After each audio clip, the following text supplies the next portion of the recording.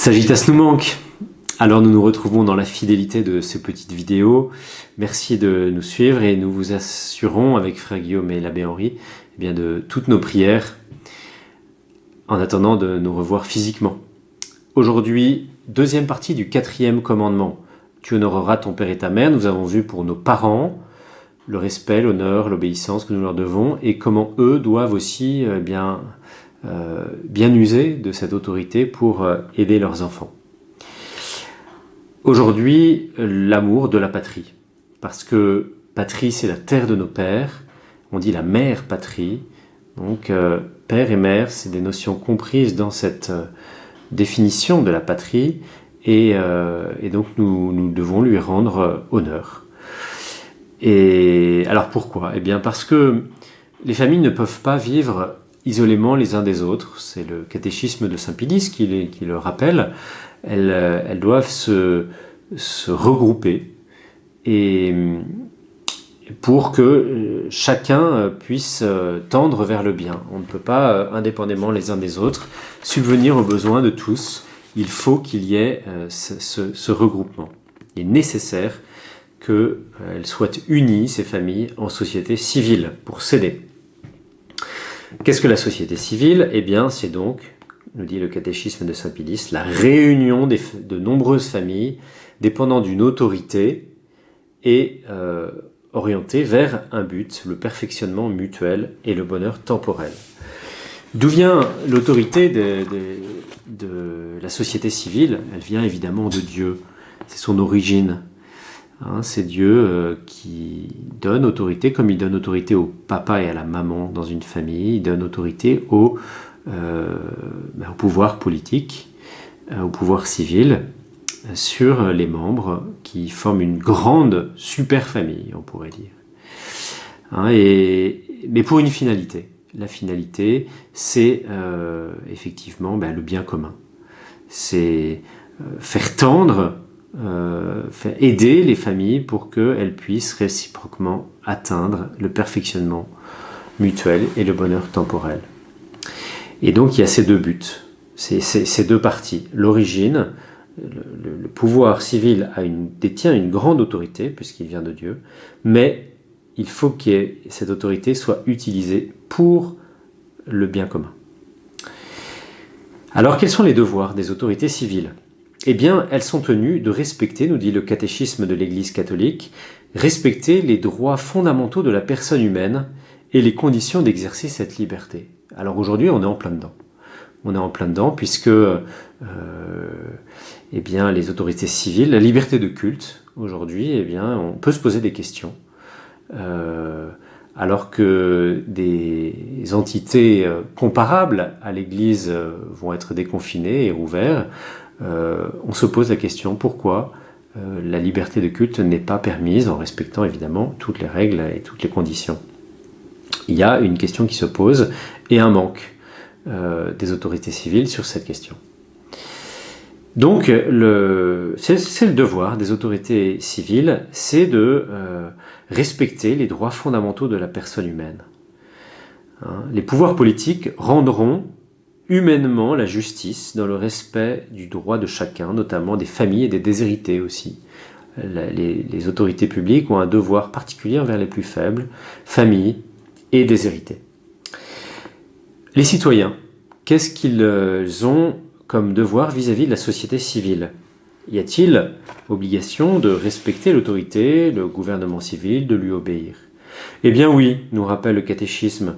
Tous ceux qui appartiennent à la société civile ont le devoir de respecter l'autorité, de lui obéir, parce que cette autorité vient de Dieu, et qu'ainsi le veut le bien commun. C'est ce que nous rappelle saint Paul aux Romains, soyez soumis à cause du Seigneur à toute institution humaine. Et puis saint Pierre aussi le dit, agissez en homme libre, non pas en homme qui font de la liberté un voile sur leur malice, mais en serviteur de Dieu. Voilà, il faut collaborer loyalement. Et donc cela implique pour chacun des citoyens le devoir de participer à la vie de la communauté. Et puis aussi le droit d'exercer une juste remontrance sur ce qui nous paraît nuisible à la dignité des personnes et au bien commun. et la non-reprise du culte en même temps que le déconfinement général, eh bien, est certainement injuste, voilà, et nuisible aussi à la dignité des personnes et au bien commun général.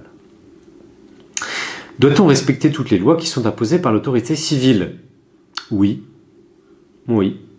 On doit respecter toutes les lois que l'autorité civile impose, pourvu qu'elles ne soient pas opposées à la loi de Dieu. C'est évidemment, c'est évident. Si une loi civile s'oppose à la loi naturelle, à la loi de Dieu, alors eh bien, on n'est pas tenu d'y obéir, c'est évident. Voilà ce que dit le catéchisme sur la question. L'exercice d'une autorité est moralement mesuré par son origine divine, sa nature raisonnable et son objet spécifique. Nul ne peut commander ou instituer ce qui est contraire à la dignité des personnes ou à la loi naturelle. Outre l'obéissance et le respect des lois, aux lois, est-ce qu'il y a d'autres devoirs pour nous par rapport à la société civile? Eh bien oui, rappelle le catéchisme, le devoir de s'impliquer et de changer, de travailler, de vivre dans la concorde, de travailler de toutes nos forces et de tous nos moyens pour y faire régner, pour l'avantage de tous, la vertu, la paix, l'ordre et la prospérité. Hein, c'est ce que nous dit le catéchisme au numéro 2239. Le devoir des citoyens de contribuer avec les pouvoirs civils au bien de la société dans un esprit de vérité, justice, solidarité, liberté. Hein, voilà, il y a besoin donc d'être les fers de lance, les chrétiens se sont toujours impliqués pour eh bien, changer, transformer, infuser les vertus de l'Évangile dans la société.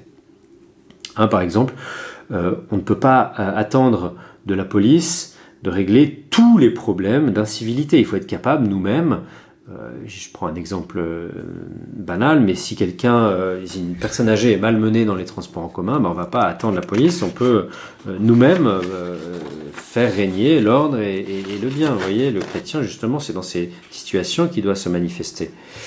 On ne peut pas non plus attendre des pouvoirs publics qui règlent tous les problèmes de précarité. Nous avons le devoir de nous impliquer dans des associations, dans les quartiers, de faire l'aumône aux plus démunis, etc. Le chrétien doit aussi avoir une implication particulière. Y a-t-il des exceptions au devoir d'obéissance par rapport à la société civile? On a un tout petit peu effleuré la question avec les lois qui seraient contraires à l'ordre moral, hein, à la loi naturelle.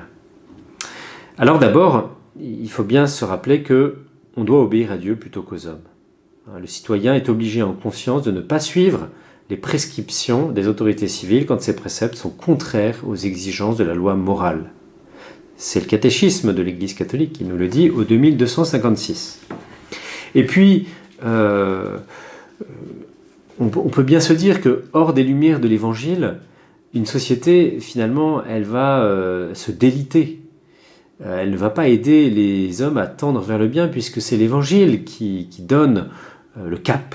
Hein, et donc, ça c'est vraiment important. Une société qui n'est plus du tout chrétienne, eh bien, elle va évidemment édicter des lois pour ses propres facilités, sa propre décadence. Donc, il faut bien se rendre compte que la patrie n'est pas, je dirais, n'est pas parole d'évangile dans ce qu'elle nous dit, et bien au contraire, parfois, aujourd'hui on s'en aperçoit bien, eh bien, elle nous entraîne plutôt sur une mauvaise pente. Alors, les principes, c'est ça, il faut obéir à Dieu plutôt qu'aux hommes. Et puis, deuxième principe, on doit toujours obéir aux autorités de son pays, loi, gouvernement, etc., à moins qu'ils nous demandent de désobéir à Dieu. Alors, c'est évidemment des arbitrages, des cas de conscience, et on ne peut pas tout voir, mais je vais vous donner quelques petits exemples. Particulièrement, ces arbitrages sont difficiles pour les militaires. Est-il toujours tenu d'obéir à son chef? Alors, premier cas d'école, là en général, si mon pays me demande d'abjurer ma foi, alors l'exemple a eu lieu, hein, vous voyez, avec la constitution civile du clergé en 1790, l'État avait demandé aux prêtres et aux évêques de signer un document dans lequel l'autorité de l'État prenait le pas sur l'Église. Mais ça touchait à la foi, etc., et aux mœurs. Et donc, il n'y avait pas d'autre choix que de refuser. S'opposer à l'Église, c'est s'opposer à Dieu. Et voilà, les prêtres ont été réfractaires, ils n'ont pas signé. Et donc ils ont désobéi à la loi civile, mais parce qu'elle était contre la loi de Dieu. Autre exemple, si par exemple des soldats en opération spéciale vont dans des pays musulmans et qu'on leur demande, pour pouvoir intervenir, de prononcer la shahada, c'est-à-dire de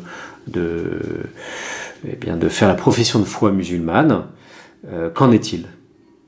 Si c'est demandé par notre pays, le devoir, c'est de refuser. On ne peut jamais apostasier sa foi, c'est s'opposer directement à la loi de Dieu, à Dieu lui-même. Donc là, on peut désobéir, on peut dire, non, je ne le ferai pas. Autre cas, si mon pays, un agent secret lui demande de commettre des actes désordonnés. Voilà, un agent secret à qui on demanderait de coucher avec des personnes pour obtenir des informations. Une sorte de James Bond, on voit ça souvent dans les James Bond. Donc un adultère pour une fornication, pour pouvoir obtenir des informations qui permettront de sauver le pays. On ne peut jamais commettre un acte intrinsèquement mauvais, même en vue d'un bien. Vous vous souvenez, la fin justifie les moyens, c'est faux. La fin ne justifie pas les moyens, et on ne peut pas utiliser de mauvais moyens pour une fin, même si elle est bonne. Donc on doit refuser. Si mon chef à la guerre me demande d'exécuter des prisonniers ou de faire un acte de torture, c'est un acte intrinsèquement mauvais et qu'aucune circonstance ne peut justifier, ni rendre bon, ne rendra jamais bon. Donc on ne peut jamais le commettre, et là on peut désobéir, oui, on n'est pas tenu à obéir. Un agent secret à qui on demande de mentir. Bon, alors là, le mensonge est toujours un acte intrinsèquement mauvais. Voilà. Alors bon, il peut y avoir des conflits un peu plus pointus, notamment mentir quand on est tenu au secret. Alors il y a un conflit de principes. Il y a le droit à la vérité d'un côté, de toute personne, et puis il y a le droit à la protection d'un secret aussi de l'autre. Bon. Ça, effectivement, c'est des cas de conscience et ça dépend des circonstances. Un autre cas, si mon pays, les autorités civiles me demandent de travailler le dimanche, le cas va se poser, chers amis, le cas va se poser. Il y a plusieurs réponses. Ça dépend de mon métier. Si c'est un métier il faut que ça remplisse 3 conditions. Un métier qui soit nécessaire au bon fonctionnement du pays, pour le bien commun, pompiers, métiers médicaux, sécurité, etc. Et voilà, certaines fonctions vitales comme la boulangerie, etc. Que je m'efforce aussi de sanctifier le jour du Seigneur, si je suis dans ces cas-là, d'une manière qui soit sérieuse. Et puis que ce ne soit pas tout le temps, que ce ne soit pas systématique. Alors là, on pourrait dire, ok, ça passe. Si on est dans ces conditions. Mais sinon, voilà, c'est je dirais, abusif de la part du pays, de la part de l'autorité civile, d'obliger des gens qui ne seraient pas dans ces conditions de travailler le dimanche. Voilà, et puis se posent les cas de conscience aussi en cas de guerre, d'une mission qui semble injuste.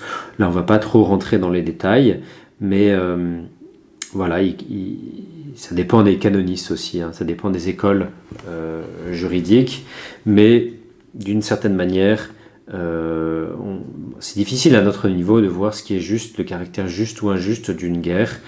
Il est conseillé évidemment d'être dans l'obéissance, mais on doit se tenir, rester vigilant en se renseignant sur les différents aspects concrets d'une mission pour ne pas finalement tomber dans une obéissance aveugle et cachée et essayer de se voiler la face. Voilà. Pour conclure ce 4e commandement, eh bien, l'homme est toujours tenu d'obéir à Dieu, mais l'obéissance à Dieu passe par des médiations, par nos parents, par nos supérieurs hiérarchiques de l'Église et de la société civile. Donc il y a cette obéissance qui est due, sauf quand évidemment ces deux cas, il y a un conflit avec l'obéissance due à Dieu, sauf s'ils sont directement contraires, nous l'avons vu. Voilà, chers amis, eh bien c'est l'occasion de bien prier pour notre pays en ce moment et de le confier à la Sainte Vierge Marie, c'est le mois de Marie. Je vous rappelle aussi que pour toute la paroisse, j'ai proposé l'imposition du scapulaire de Notre-Dame du Mont-Carmel.